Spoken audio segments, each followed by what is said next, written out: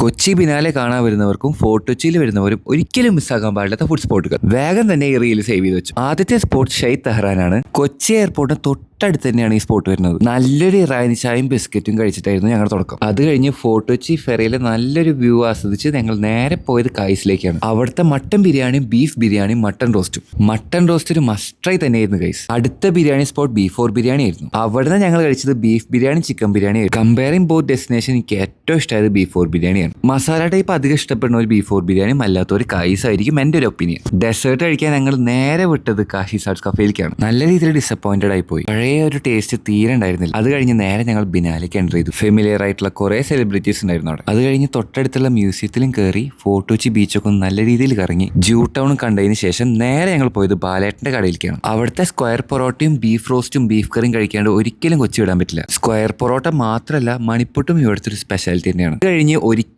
മിസ്സാകാൻ പാടില്ലാത്ത സ്പോട്ടിലേക്കാണ് പോയത്, Ambedkar cool bar. ഇവിടുത്തെ അവക്കാഡോ ഷേക്ക് കേരളം മൊത്തം ഫേമസ് ആണ്. അത് കഴിഞ്ഞ് നേരെ ഒരു ഫ്രഷ് സ്പോട്ടിലേക്കാണ് ഞങ്ങൾ വിട്ടത്, കവാലി ലോഞ്ച്. ഇവിടുത്തെ അദാന കബാബും ബീഫ് കബാബും ഒരു മസ്റ്റ് ട്രൈ തന്നെയായിരുന്നു. ഇനിയും മസ്റ്റ് ട്രൈ കണ്ടന്റ്സിന് വേണ്ടി ഫോളോ ചെയ്യൂ ബൈറ്റ്സ് ഓഫ് ഇന്ത്യ.